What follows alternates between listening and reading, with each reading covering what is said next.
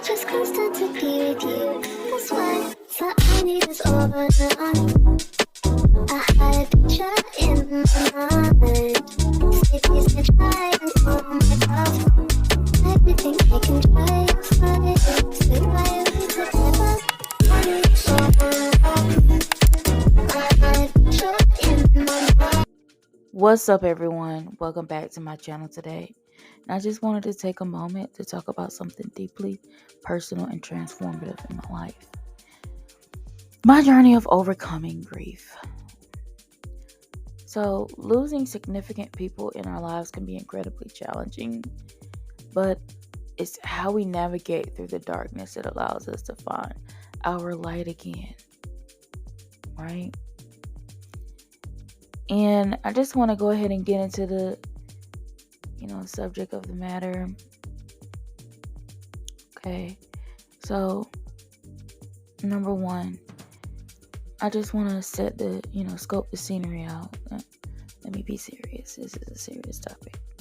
Sometimes we use humor to deal with grief because it, releases, energy that is being suppressed at the moment. All right. So, yeah. So, grief is a universal emotion that we all experience it at some point in our lives. And for me, losing important people in my life was so devastating. But I wanted to find a way to not let grief define me or defeat me. I want to share with you how I managed to transform my sorrow into something positive and very uplifting. The first step in my journey was accepting and acknowledging my grief. I had to learn that acceptance and honesty are the prelude to growth. Okay, I'm going to say that again. Acceptance and honesty are the prelude to growth. And I allowed myself to process those emotions. And from sadness and anger to confusion and emptiness, reflection became my way of understanding the impact that these individuals had on my life and the profound, deep connection that we shared.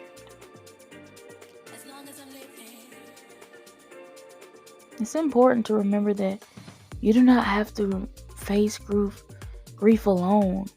Seeking support, through therapy, through support groups, or even confiding in your loved ones can provide the solace that we need during challenging times. These spaces did allow me to express my feelings without fear of judgment. And I found strength in knowing that there were others going through similar experiences. Community is vital to resolving grief and depression. Seek to commune with individuals that are either one going through the same thing or an individual that is emotionally strong enough to console and be there for you. Isolation is a huge no-no, okay? Then I had to embrace healing practices. Okay, so I discovered that incorporating my healing practices into my routine helped me to find balance and peace. And practices I'd say praying and yoga and meditation helped me to reconnect with myself, and it offered me a sanctuary where I could heal emotionally and mentally.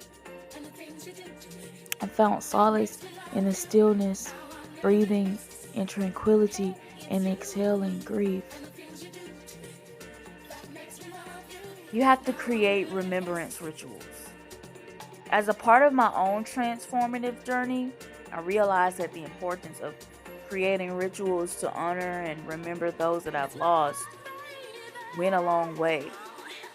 By dedicating a memory box or creating a photo wall, I built a physical space that encapsulated beautiful memories and allowed me to visit them whenever I needed solace or a reminder of the impact of my life or even how they looked.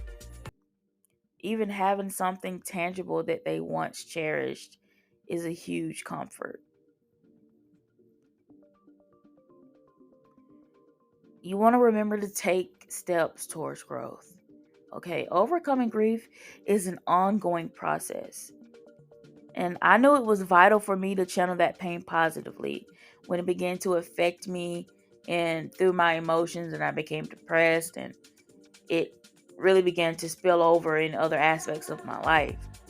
Um, but engaging in acts of kindness and keeping their legacy alive by simply remembering their favorite things and partaking in them from time to time, like reading books, like also reading books that allude to conquering grief, that enabled me to grow from my loss and find purpose in honoring the memory of those who are no longer physically with me. Also, I want to share the importance of sharing your story. Sharing my journey with grief on this platform has given me the opportunity to release and to connect with people who have gone through similar experiences. By shedding a light on my own path of transformation, I hope to inspire others and for others to find their own way of overcoming grief and discovering the transformative power within themselves. I always, I often, actually, I often wonder why people say it gets better with time, because the harsh reality is it does not. In fact, it gets a little harder considering the length of absence from you. But there's always a but, right? We eventually teach ourselves how to cope with their absence in a healthy way. We know that distance makes the heart grow fonder, right? And I like to remember that quote and keep it in mind, because that connection will never dissipate, but grow like a vine on a rooted tree. Grow a connection with Source and watch your confidence in reuniting with that loved one evolve. Okay? Watch it evolve. And watch things get better for you emotionally. Okay? And watch reuniting with that loved one in the afterlife or another lifetime begin to become a staple in your healing process. Lastly, I want to tell you to console yourself, okay? Feel those feelings. Let it all out. It is okay to cry. It is okay to be vulnerable with yourself. Feel those feelings. It is not recommended to suppress those emotions. I mean, emotional intelligence may not seem like a huge deal, but trust me, it makes an indescribable difference in your grieving and healing process.